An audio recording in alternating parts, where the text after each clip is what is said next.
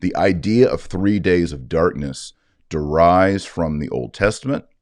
Again, in the New Testament, we don't see 3 days of darkness. We see 3 hours of darkness, and I'll get to that in a moment.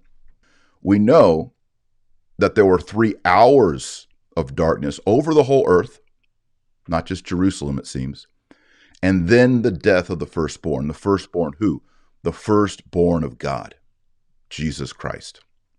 So we see this fulfillment happening. And I think if these private revelations are true, but my read on this is, if you listen to Our Lady of La Salette, you realize the church is going to go into eclipse.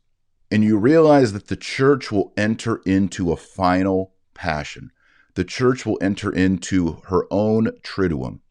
She will be conformed perfectly with her groom, Jesus Christ, and she will go through confusion.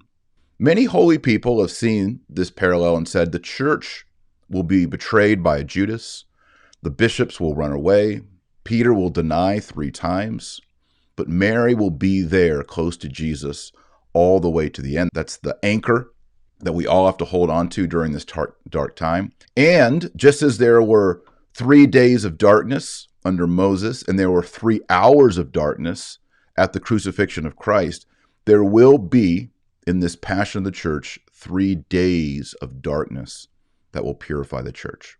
That's one thesis. I'm not saying it's de fide, that this is dogma. I'm just trying to connect some dots here. Another controversy about the 3 days of darkness is Padre Pio. Almost everyone out there says, well, Padre Pio taught it. I don't think this is true. I did some research.